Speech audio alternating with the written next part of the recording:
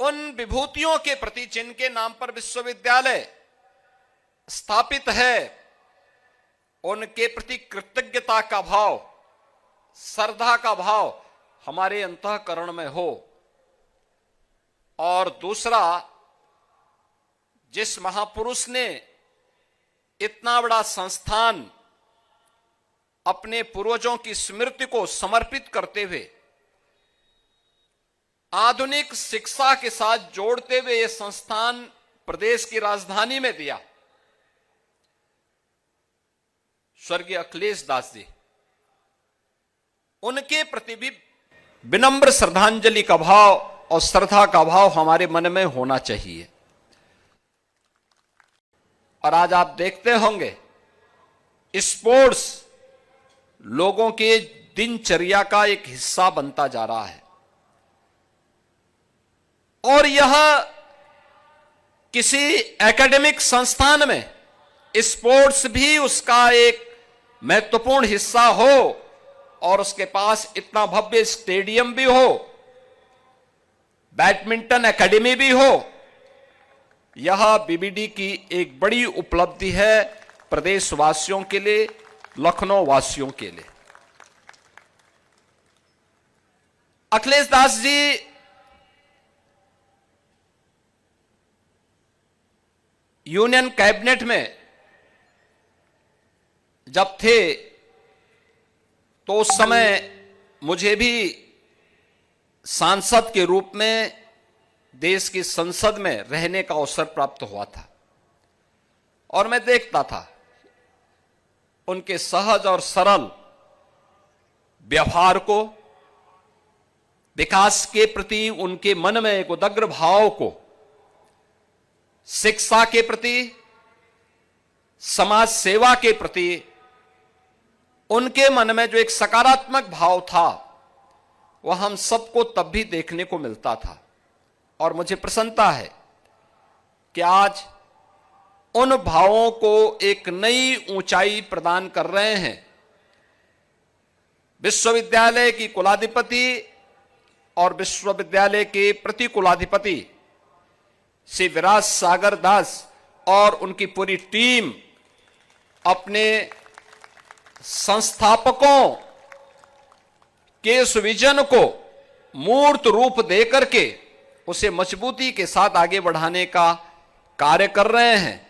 और अब केवल यह एक रूटीन के डिग्री प्रदान करने वाला संस्थान नहीं, बल्कि भारत की और वर्ल्ड यानी ग्लोबल इमर्जिंग सेंटर के रूप में, उस इमर्जिंग टेक्नोलॉजी के एक नए हब के रूप में बीबीडी को स्थापित करने की दिशा में उनके द्वारा एक नया प्रयास प्रारंभ हुआ है।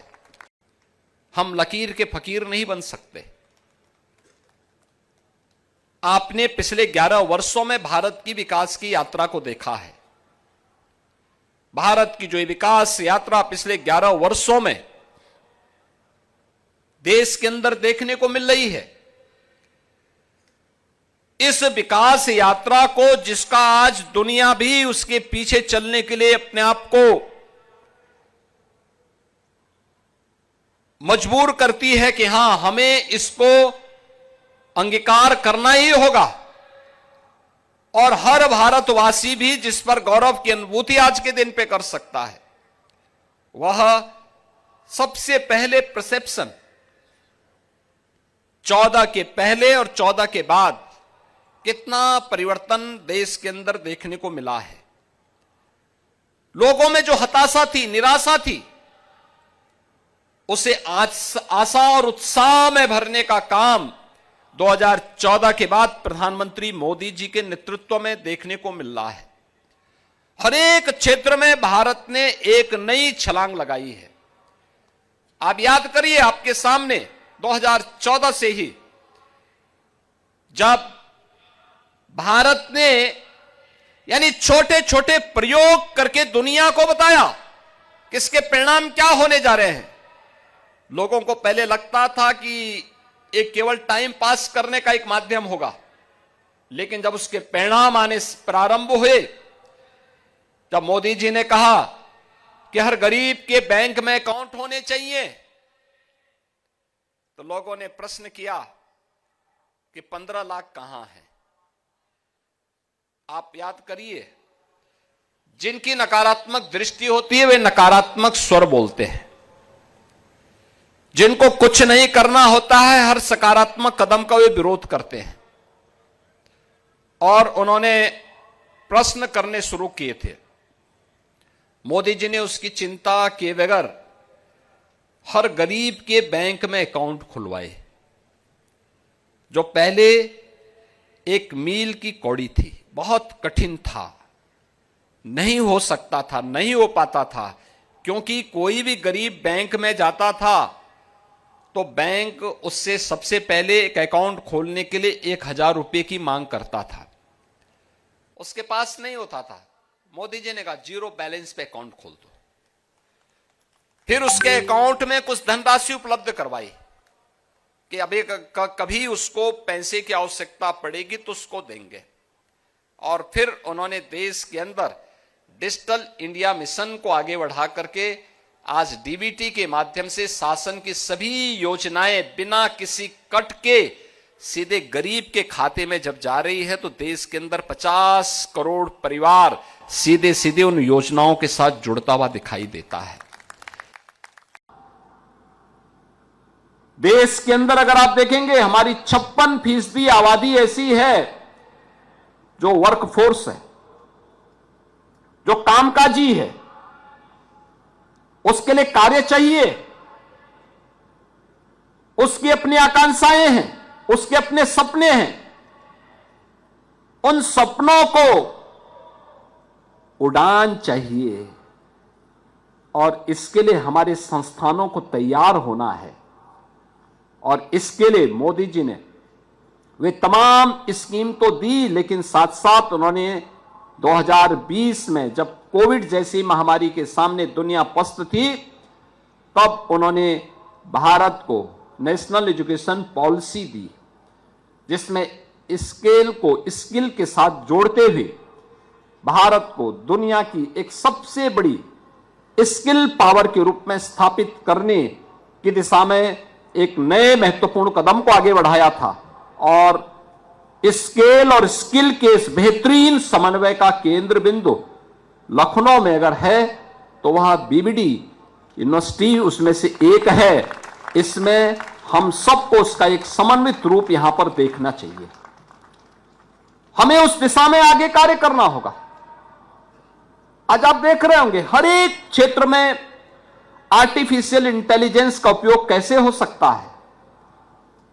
आर्टिफिशियल इंटेलिजेंस केवल यह एक टेक्नोक्रेट के लिए ही नहीं, डेंटल साइंसेज में भी उसका क्या उपयोग हो सकता है। मनुष्य उसके द्वारा संचालित न होने लग जाए, उस खतरे से हमें अभी बचने की आवश्यकता है। आपने देखा होगा रोबोटिक में भारत ने एक लंबी छलांग लगाई है। उसमें हमारे स्तर पर भी कुछ कार्य होने चाहिए। हमारे यहां जो टेक्नोलॉजी के क्षेत्र में हम कार्य कर रहे हैं, जो हमारा इंजीनियरिंग का इंस्टीट्यूट है, उसे भी इस दिशा में नए प्रयास को आगे बढ़ाना होगा। उस दिशा में अपने आप को तैयार करना होगा। जो प्रोजेक्ट वर्क मिले हम उस दिशा में प्रयास करें। हमारी यहां की आवश्यकता क्या है, यहां के युवाओं की, यहां के अन्नदाता किसानों की, यहां के श्रमिकों की, यहां के अलग अलग सेक्टर से जुड़े हुए लोगों की। क्या हम रोबोटिक का उपयोग करते हुए जो अभी भी ऐसे कार्य हैं जिन कार्यों के माध्यम से अक्सर हमें जनहानि देखने को मिलती है, क्या उस जनहानि को रोकने के लिए हम रोबोटिक का इस्तेमाल कर सकते हैं? और हो सकता है, जैसे आप देखते होंगे अक्सर सीवर के मेन होल की सफाई करते हुए जब कोई व्यक्ति, कोई मनुष्य वहां जाता है, कोई सफाई कर्मी वहां जाता है, अक्सर वह वहां पर रिसने वाली अमोनिया और मीथेन गैस की चपेट में आता है और दम तोड़ देता है। अनह्यूमन भी है। एक मनुष्य सीवर की सफाई करने के लिए चाहे, उसके जीवन के साथ खिलवाड़ भी होता है।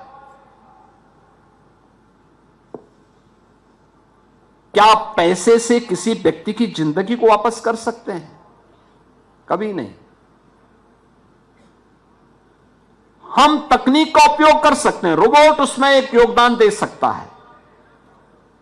हमें प्रयास करना चाहिए कि हमारी आवश्यकता क्या है, हम उसके अनुरूप रोबोट को तैयार करते हुए और उस सीवर लाइन को और मेन होल को सफाई करने में उसका उपयोग करेंगे। जनहानि भी रुकेगी, कार्य आसानी से भी होगा और साथ साथ हम लोगों को एक बेहतर, यानी जिसे आप ईज ऑफ लिविंग कह सकते हैं, इस लक्ष्य को प्रदान करने में हम भी अपने स्तर पर उसे योगदान दे सकते हैं। बाबू बनारसी दास विश्वविद्यालय के आज के इस दीक्षांत समारोह में विश्वविद्यालय की कुलाधिपति श्रीमती अलका दास जी,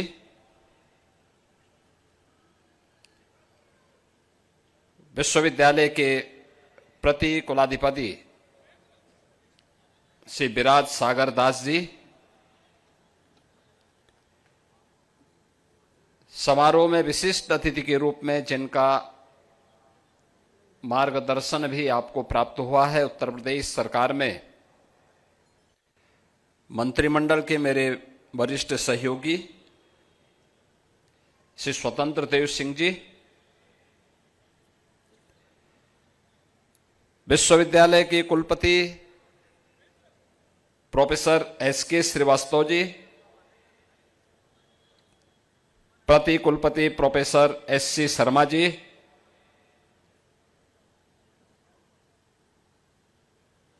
विश्वविद्यालय की उपाध्यक्ष सुश्री सोनाक्षी दास जी,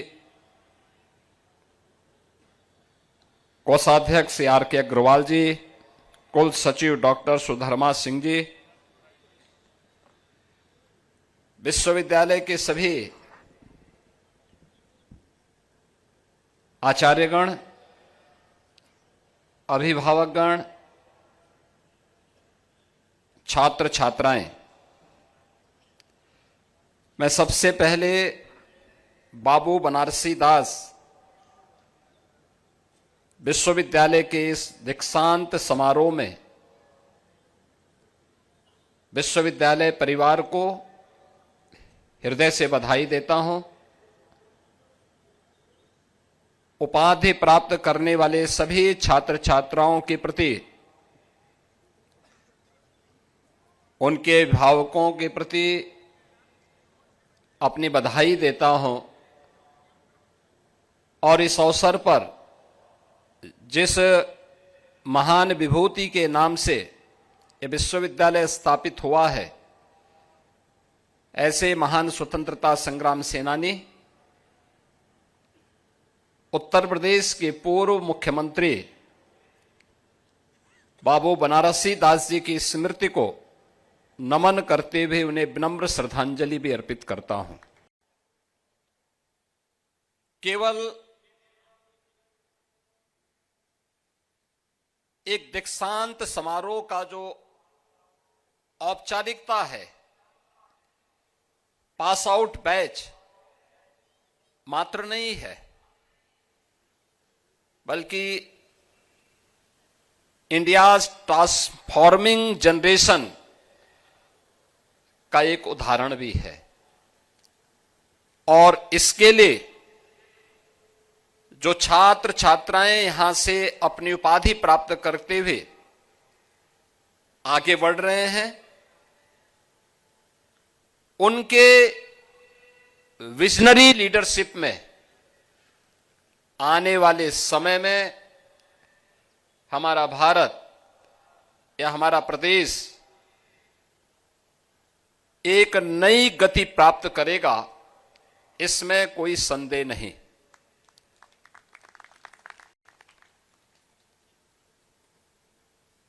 जब हम दीक्षांत समारोह की बात करते हैं, दीक्षांत समारोह भारत की प्राचीन गुरुकुल प्रणाली का जो समावर्तन समारोह होता था, उसी का आज परिवर्तित रूप है। ये परिवर्तित रूप की जब हम चर्चा करते हैं, बहुत सारे प्रश्न हम सबके सामने आते हैं। भारत की प्राचीन परंपरा में जब अपनी शिक्षा पूरी करके कोई स्नातक अपने गुरुकुल से बाहर निकलता था, तो कुलगुरु के द्वारा जो उसे दीक्षा उपदेश दिया जाता था, यानी शिक्षा पूरी करने के उपरांत, तो वह इन्हीं शब्दों के साथ में कि सत्यम वद धर्मम चर, यानी जीवन में सत्य बोलना और धर्म का आचरण करना, किसी भी अच्छे कार्य के लिए कभी प्रमाद न करना, हमेशा अच्छे कार्य के लिए अपने आप को तैयार करना, अपने कर्तव्यों के प्रति सदैव ईमानदार बने रह करके उसका अनुपालन करना और अपने जीवन में सदैव अपने से बड़ों का सम्मान करना, यानी मातृदेवो भव, पितृदेवो भव, आचार्य देवो भव, अतिथि देवो भव का भाव, ये संस्कार हमारे मन में सदैव बना रहना चाहिए। भारत का कोई स्नातक जब अपनी शिक्षा पूरी करके अपने गुरुकुल से बाहर निकलता था, इस भाव से ओतप्रोत होकर के जब निकलता था, तब भारत दुनिया की सबसे बड़ी अर्थव्यवस्था के रूप में अपने आप को स्थापित पाता था।